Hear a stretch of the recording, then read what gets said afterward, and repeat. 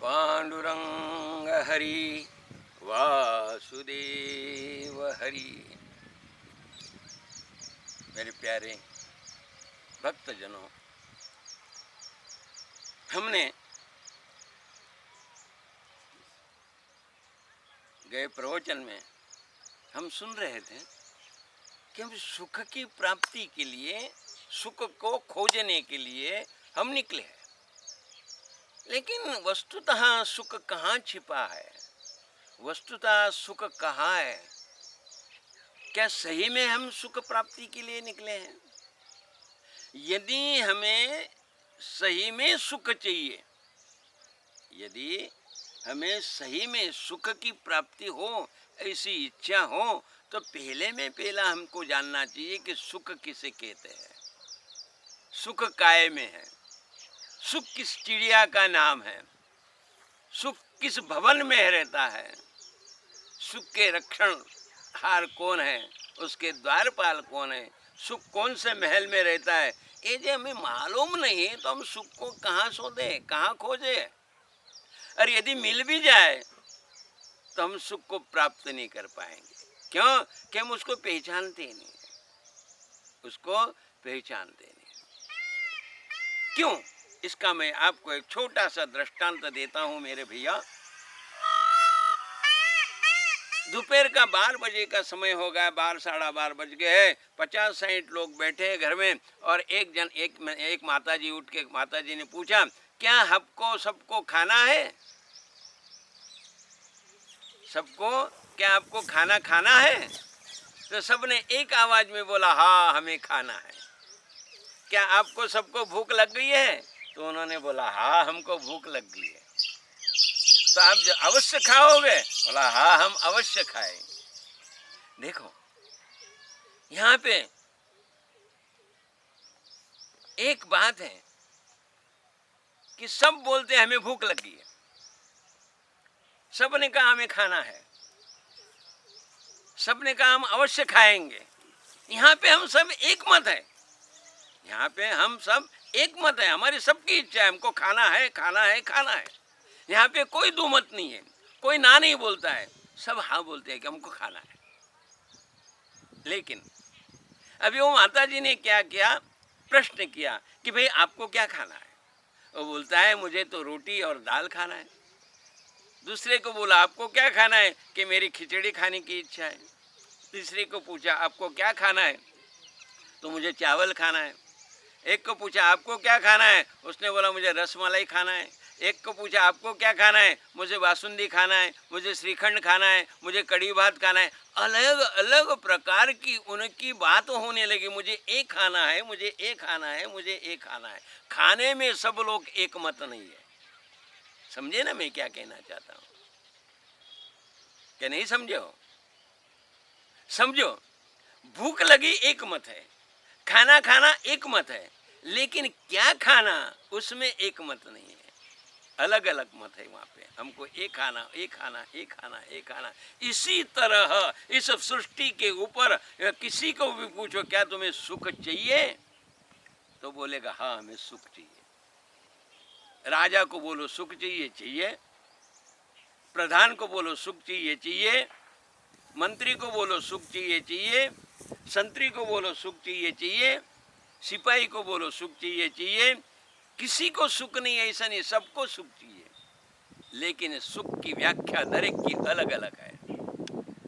एक को बोला कि आपका सुख किसमें है? उसने बोला कि मुझे लाखों करोड़ों रुपए का व्यापार हो जाए, उसमें मेरी सुख है।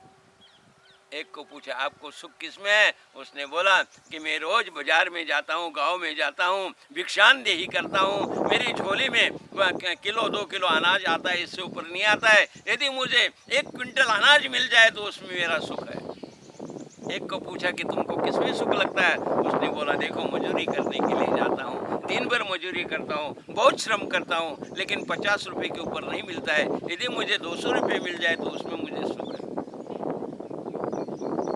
राजा को पूछा आपको किसमें सुख लगता है? उसने बोला मेरे पास में एक नगर है, और एक नगर के सिवा बाजू में जो राजा है उसके पास में 3 नगर है। यदि मैं उसके ऊपर आक्रमण करके वो तीनों 3 नगर मुझे मिल जाए तो उसमें मुझे सुख है। सुख किसमें है वो अलग अलग भाषा है, वहां पे एक मत नहीं है। साधु को पूछा, साधु जी महाराज जी आपको किसमें सुख लगता है? वो बोलता है मुझे भजन में सुख लगता है। और संसारी को पूछा आपको किसमें सुख लगता है, तो उसको भोजन में सुख लगता है। कि कोई भजन में मगन तो कोई भोजन में मगन, अलग अलग मगन है, अलग अलग सुख की व्याख्या दिखा देते हैं। और अलग अलग सुख की व्याख्या होने के कारण इंसान को सुख यानी क्या वही मालूम नहीं। चलो थोड़ा देख लेते हैं हमारा सुख कैसा है, कैसा हम सुख को हमारा खुद का विषय बना लिया है। एक इंसान है, थोड़ा समझना है दृष्टांतों को, बहुत गौर से सुनना, और सुनने के बाद में इसके ऊपर चिंतन करो, मनन करो, और फिर खुद को प्रश्न करो कि क्या ये मेरे लिए तो नहीं है ये दृष्टांत। ऐसा खुद को प्रश्न करो। यदि लगे कि हाँ ये मेरे लिए है, तो एक दृष्टांत यहाँ पे बैठे सभी भक्तजनों के लिए हो सकता है उसका, और उसी का हमारा जो उसी में हमारा प्रश्न का उत्तर छुपा हुआ है। एक इंसान है, और फिर घूमते घूमते घूमते जंगल में गया। जंगल में जाने के बाद में वो देखता है निसर्ग का सौंदर्य खो गया। निसर्ग का सौंदर्य, आ हा हा, हे भगवान क्या तूने सुंदर सुंदर सृष्टि बनाई। और इतने में उसने उसके कानों में एक आवाज आई, बाघ ने जोर से आवाज निकाली आ करके। इधर उधर देखा और चितकबरा रंग का उसको बाघ दूर से दिखाई दिया। भक्तजनों को हो कि यदि आपको बाघ दिखाई दे तो क्या करोगे आप? क्या आप उसको पुचकारोगे? क्या उसको आप दुलार करोगे? क्या उसको गोद में लेके उठाओगे? नहीं ना। क्या करोगे? हाँ बस दौड़ोगे, बराबर आप दौड़ोगे, मैं भी दौड़ूंगा, आप दौड़ोगे, सब कोई भी दौड़ेगा। क्यों दौड़ोगे? क्योंकि बाघ जब हमको देखता है तब बाघ हमारी तरफ आता है तो हमारी पूजा करने के लिए नहीं, हमको आमंत्रण देने के लिए नहीं, हमारी पूछ परछ करने के लिए नहीं, हमसे कोई उछना लेने के लिए नहीं, क्या देने के लिए कुछ नहीं आता है। वो हमको खाने के लिए आता है। हमको सबको मालूम है बाघ हमको मार देगा, खा जाएगा, हमारा जीवन का अंत हो जाएगा। जीवन बचाने के लिए हम वहां से दौड़ेंगे। सही है? हाँ बिल्कुल सही है। दौड़ते दौड़ते दौड़ते, कैसा दौड़ते, नीचे कुछ नहीं देखते। नीचे कंकर आ जावे, कंकर आ जावे, कुछ भी आ जावे, कांटा आ जावे, कुछ भी आ जावे, हम उसकी परवाह करे बगैर दौड़ते हैं जान बचाने के लिए। हम आगे दौड़ते, पीछे बाघ आ रहा है, ऐसे हमारी दौड़ चल रही है। कल्पना करो भैया साधुजनों भक्तजनों कि वो दौड़ कैसी होगी। और अचानक उसने देखा एक यहाँ पे, उसको कुछ मालूम नहीं पड़ा, एक जूना पुराना कुआं, बावड़ी जूनी पुराना वहाँ था। उसमें झाड़ पेड़ उग के आए थे नीचे से, ऐसा इसलिए वो कुआं बराबर दिखाई नहीं दिया। और उसका एक पाँव जब आगे गया, आगे जाने के बाद में वो कुएं में गिर गया। अभी उसमें पेड़ उगे हुए थे अलग अलग प्रकार के, तो एक पेड़ की फांदी में वो अटक गया, एक पेड़ की फांदी में अटक गया और नीचे पड़ने से बच गया। नीचे देखता है तो बड़ा नाग का फुसकार उसको दिखाई दिया। नाग फुस करता है, फन निकालता है। नाग ने फन निकाल दी, काला नाग उसको दिखाई दिया और नाग को देख के डर गया। ऊपर जाने के लिए सोचता है, ऊपर वो बाघ ऊपर से अपना मुंह फाड़ के खड़ा है और आ करता है। ऊपर बाघ है और नीचे नाग है, नीचे नाग ऊपर बाघ नीचे नाग। ऐसी अवस्था में वो बीच में पड़ा है और वो पेड़ के ऊपर एक मधुमक्खी का वहाँ पे एक मधुमक्खी का पूड़ा था और वो पूड़ा में थोड़ा लग गया, कांटा लग गया, इसलिए वो पूड़ा के मधुमक्खी हलने लगी और उसमें से एक शहद का टिपका नीचे गिरा, एक शहद का टीपा नीचे गिरा।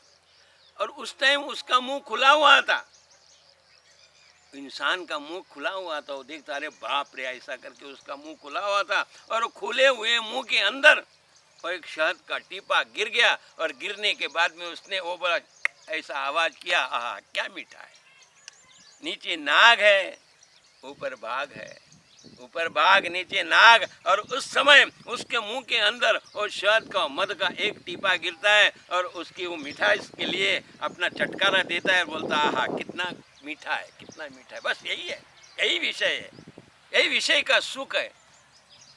नाग नीचे हमारी राह देख रहा है, नाग यानी रात और बाघ यानी दिन। रात और दिन, रात और दिन, हमारा अंत कब होगा इसकी राह देख रहे। और इस राह में जब हमें विषय का थोड़ा भी सुख प्राप्त हो जावे तो हम बोलते कि हमारा जीवन की सार्थकता हो गई, हमने बहुत कुछ पा लिया। और उस सुख को सर्व सुख मान के हम बैठ जाते, लेकिन वो सुख अंतिम सुख नहीं होता। वो सुख हमको अंतिम कोई प्रकार का आश्वासन, अभ्यर्थना नहीं देता है, इसलिए वो सुख दुख में परिवर्तित हो जाता है। कोई भी वस्तु इस जीवन के अंदर परिपूर्ण नहीं है, कोई भी वस्तु चिरकाल नहीं है। क्यों कि मृत्यु लोक है, हम आए हैं इस मृत्यु लोक में। इस मृत्यु लोक में सभी वस्तु का एक अंत है, नाश है। और इसलिए इस मृत्यु लोक में हम जब जा रहे, कोई भी वस्तु का यदि नाश निश्चित है तो हम जिसे सुख सुख कहते हैं, विषयों का सुख, उसका भी नाश है, उसका भी अंत है। ऐसा जिसका अंत है, और वेद कहते हैं, शास्त्र कहते हैं, उपनिषद कहते हैं, एक दफे सुख प्राप्त होने के बाद में वो कभी दुख में परिवर्तित नहीं होता, उसका नाम सुख है। जो वस्तु प्राप्त होने के बाद में वो परावर्तित नहीं होती है, उसका नाम सुख है।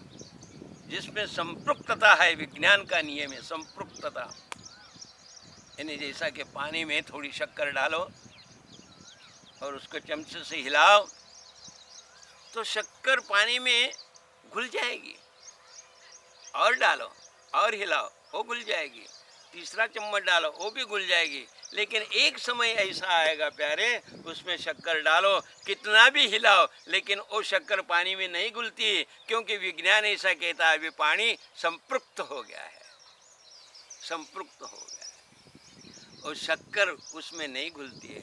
इसी तरह जब हम सुख की संपृक्तता हम में आ जावे, तब उसमें कोई भी विषय हमको डामाडोल नहीं कर सकता है, कोई भी विषय हमको उत्तेजित नहीं कर सकता है, कोई भी विषय हमको हमारे स्थान से हला नहीं सकता है, कोई भी विषय हमको प्रभु से दूर नहीं कर सकता है, जब हम संपृक्त हो जाएंगे, संपृक्त हो जाएंगे। रामदास स्वामी को शादी के लिए उसके माँ ने प्रेरित किया और कहा, बच्चा बेटा तुमको शादी करना है।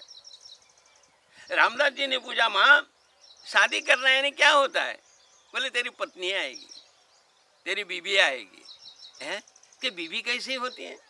उसने कहा पत्नी कैसी होती है, औरत कैसी होती है?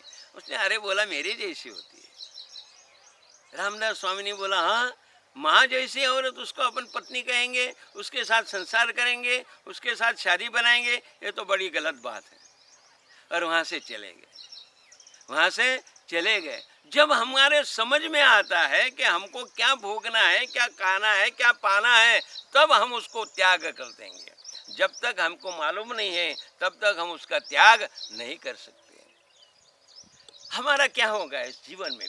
विषय का हम त्याग क्यों नहीं कर पा रहे? एक इंसान है और वो इंसान अपने ससुरे के वहाँ पे गया है, उसको भोजन के लिए न्योता आया है और भोजन पाने के लिए अपने ससुरे के घर गया है। उसके सास ने, उसकी साली ने, उनके जो रिश्तेदार थे उन्होंने उनको बड़े प्यार से बिठाया, पंखा झुला रहे हैं, शीतल पानी उसको दिया है और थाली में सब पकवान उन्होंने पिरस दिए। उस समय उनके घर में एक दूधी नाम की वस्तु होती है, लौकी उसे कहते हैं। तो उसमें मीठी भी होती है और कोई कड़वी भी आ जाती है। तो कड़वी लौकी आने के बाद में उसकी तरकारी बना दी, साग बना दिया और बना दिया तो उसका उन्होंने चख के नहीं दिया, चखा नहीं कि ये साग कैसी है। बिना चखे उनको थाली में डाल दी, और थाली में डाल देने के बाद में जब उसने खाया, जब वो लौकी की साग का निवाला लिया तो उसने इतना कड़वा, लेकिन क्या कहे, सास के सामने कैसा बोले कि ये तो कड़वी लौकी है, शर्म के मारे कह नहीं सका। तो उसने क्या सोचता है इंसान, वो बोलता है कि चलो मैं पहले जल्दी जल्दी लौकी खा लो, बाजू में हलवा है तो हलवे के साथ में थोड़ा हलवा और थोड़ी लौकी, हलवा लौकी, ऐसा करके उसने लौकी की साग खा लिया पहले, और फिर बोला अभी मैं शांति से पूरा हलवा खाऊंगा, रस मलाई खाऊंगा, सब खाऊंगा। और इस तरह से वो जीवन का जो है ये दुख पहले बोलता है कि हम बिना प्रार्थना करके इसको भोग लेते हैं, बाद में हलवा पूरी खाएंगे, मतलब जब हम बूढ़े हो जाएंगे तब प्रभु का भजन करेंगे। क्या हो सकता है? एक दफे प्रेम से बोलो, पांडुरंग हरि वासुदेव हरि।